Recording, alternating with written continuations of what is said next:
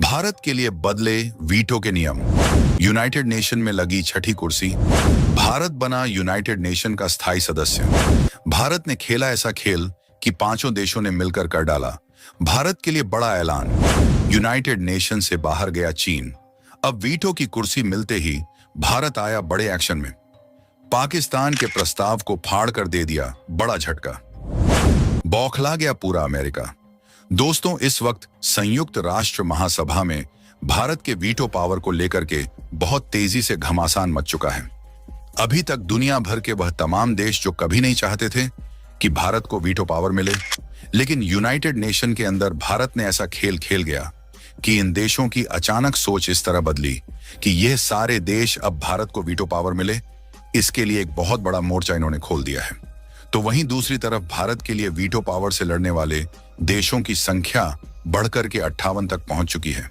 और अब भारत के लिए यूनाइटेड में वीटो के नियम बदलने को लेकर के खबर सामने आ चुकी है।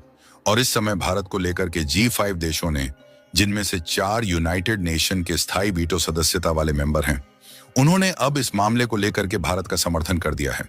इतना ही नहीं, संयुक्त राष्ट्र महासभा के महासचिव एंटोनियो गुटेरेस ने सीधे तौर पर हाथ खड़ा करते हुए भारत के समर्थन में वोटिंग की है।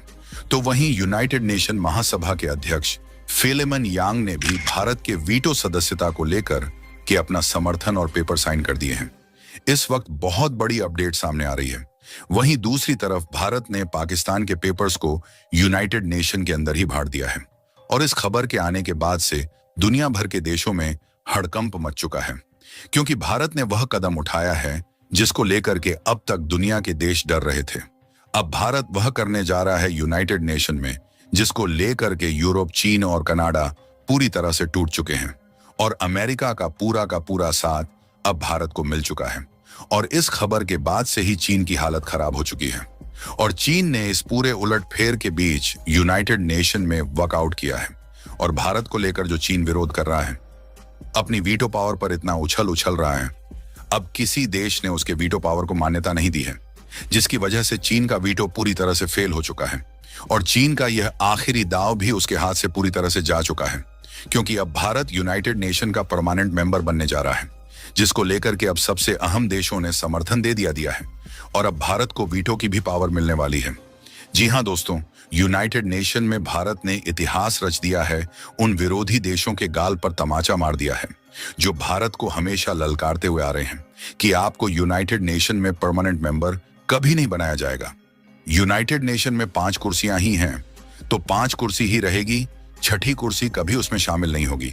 लेकिन दोस्तों, आपको बता दें, भारत के लिए छठी कुर्सी यूनाइटेड नेशन में लग चुकी है। तो दोस्तों, भारत के वीटो के लिए यूनाइटेड नेशन में क्या क्या बदलाव किए गए हैं और भारत ने आखिर पाकिस्तान के कागज को क्यों फाड़ा, यह भी बताएंगे आपको इस वीडियो में। साथ ही चीन ने ऐसा कदम क्यों उठाया है और अब दुनिया भर के देशों ने भारत के इस बढ़ते कदम को लेकर के क्या प्रतिक्रिया दी है, वह भी बताएंगे। लेकिन उससे पहले हम आपके लिए बहुत रिसर्च करके सही खबर आप तक पहुंचाते हैं, इसलिए वीडियो पर एक लाइक तो बनता ही है। और भारत के इस कामयाबी के लिए कमेंट बॉक्स में जय हिंद, जय भारत जरूर लिखिए। और आप लोग इस चैनल पर नए हो तो चैनल को सब्सक्राइब भी कर लीजिए। आपका इसमें सिर्फ 1-2 सेकंड लगेगा, लेकिन इससे हमारी काफी मदद होगी। दोस्तों, संयुक्त राष्ट्र महासभा में भारत की स्थायी सदस्यता को लेकर के आज नहीं बल्कि कई समय पहले से यूनाइटेड नेशन में चर्चा चल रही है।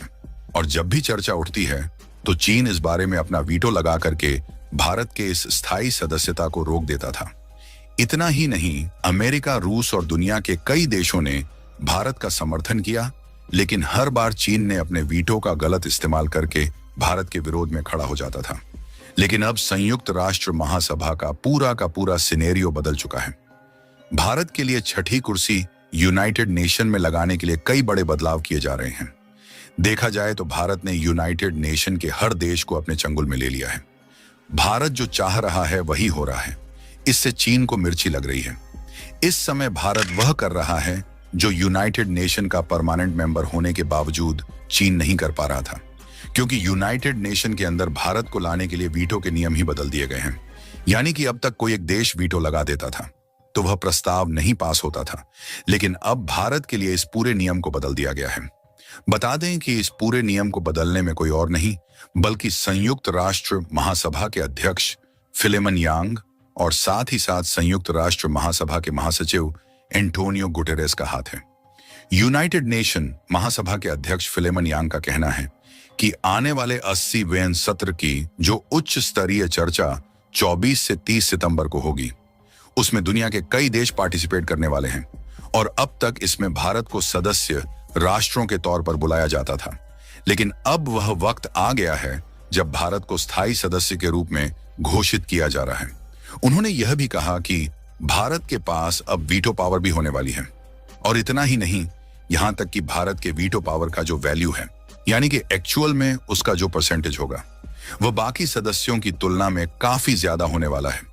इसके पीछे के कारण यह है कि साउथ अफ्रीका और ईस्टर्न एशिया के जो देश हैं, लगभग भारत के समर्थन में 58 से भी ज्यादा देश मैदान में कूद पड़े हैं, जबकि यूनाइटेड नेशन में जो बाकी के सदस्य देश हैं उनको एक साथ इतना बड़ा बहुमत नहीं मिला है और इसीलिए यूनाइटेड नेशन में भारत के वोटों की सबसे ज्यादा वैल्यू होने जा रही है।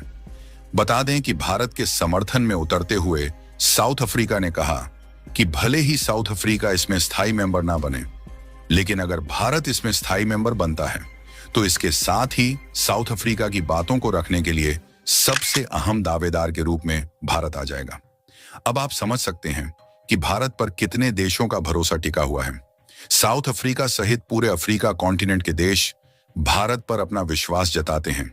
इतना ही नहीं, ऑस्ट्रेलिया, मलेशिया, इंडोनेशिया, साथ ही साथ म्यांमार और दुनिया के कई देश ऐसे हैं जो भारत का समर्थन करते हैं। बता दें कि यूरोप के और करीब होने के बावजूद साउथ ईस्ट एशिया के कई देश जो चीन के बेहद करीब हैं, लेकिन चीन का समर्थन नहीं करते हैं, उन सब ने भारत को अपना समर्थन दे दिया है, यानी कि भारत के पक्ष में अपनी वोटिंग रख दी है और उनका मानना है कि अगर भारत यहां का दावेदार बनता है तो हमारे लिए सबसे बेहतर ऑप्शन भारत ही है।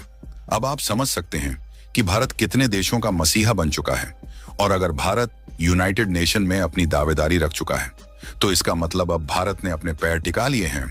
पीएम मोदी की अध्यक्षता में और इस पूरे मामले को लेकर के विदेश मंत्री एस जयशंकर ने खुद संज्ञान लिया और पीएम मोदी ने जैसे ही यूनाइटेड नेशन में अपने स्पीच को कैंसिल किया, इसके बाद से ही एक बड़ा बवंडर शुरू चुका, क्योंकि दुनिया के वह तमाम देश ये दहशत में थे कि वास्तव में अगर भारत चाहे तो आज के आज यूनाइटेड नेशन को छोड़कर अमेरिका, रूस और दुनिया के कई देशों के साथ मिलकर कि यहां तक कि पूरे अफ्रीका को कॉन्टिनेंट के देश और साउथ ईस्ट एशिया के देशों के साथ मिलकर के यूनाइटेड नेशन से भी कहीं बड़ा एक संगठन बना सकता है। इसका मतलब आप समझ सकते हैं कि यूनाइटेड नेशन उसके आगे बहुत बौना पड़ जाएगा और वास्तव में भारत को यूनाइटेड नेशन में एक अध्यक्ष के रूप में शामिल करने के पीछे की वजह भी कुछ और नहीं बल्कि यही कारण है, क्योंकि दुनिया के तमाम देश, चाहे वह अमेरिका खुद ही क्यों ना हो, अमेरिका अपने फायदे के बिना कुछ नहीं करता है। अब आप समझ सकते हैं कि अमेरिका को भी इसमें कहीं ना कहीं अपना फायदा दिखाई दे रहा होगा। वजह साफ है कि अमेरिका को बेहतर पता है कि अगर यूनाइटेड नेशन में भारत को स्थायी मेंबर नहीं बनाया जाता है तो अगले 2-4 साल के बाद भारत अपना खुद का एक संगठन खड़ा कर लेगा, जिसके आगे संयुक्त राष्ट्र महासभा आधे का आधा भी नहीं बचेगा। और इसी वजह से अमेरिका चाहता है कि यूनाइटेड नेशन में वीटो पावर भारत को सौंपी जाए और इसी चीज से चीन बुरी तरह से तिलमिला उठा है। चीन चाहता है कि भारत को इसमें शामिल ना किया जाए, क्योंकि चीन अभी भी अपना ही फायदा देख रहा है। लेकिन चीन के वॉकआउट के बावजूद इस पूरे मीटिंग पर कोई असर नहीं देखा गया, यानी कि वहां पर सदस्य देशों के बीच इसका कोई असर नहीं रहा। हालांकि आपको बता दें कि एक समय ऐसा भी था जब पाकिस्तान के द्वारा लाए गए एक कागज जो कि भारत के खिलाफ था, उसे भारत ने यूनाइटेड नेशन असेंबली के अंदर ही फाड़ दिया था, जिसके बाद पाकिस्तान को 10 देशों का भी समर्थन नहीं मिला था। अब आप समझ सकते हैं कि भारत का कद कितना ऊपर है। भले ही चीन इकोनॉमी में भारत से अभी भी आगे हो, लेकिन अब वह लंबे समय तक नहीं रहने वाला है। ये चीन खुद भी समझता है। दोस्तों, संयुक्त राष्ट्र महासभा में भारत को स्थायी सदस्यता जल्द मिलने वाली है और इसको लेकर के हमें अपनी पूरी ताकत लगा देनी होगी। तो दोस्तों, आज के लिए है बस इतना ही। अगर मैं आपको अच्छे से समझा सका हूं तो कमेंट बॉक्स में जय हिंद जय भारत जरूर लिखें। वीडियो पसंद आई है तो लाइक करें और अपने मित्रों तक इसे शेयर करें और सब्सक्राइब करना बिल्कुल ना भूलें। हम आपसे मिलते हैं इसी तरह की इंफॉर्मेटिव वीडियो के साथ। जय हिंद, जय भारत।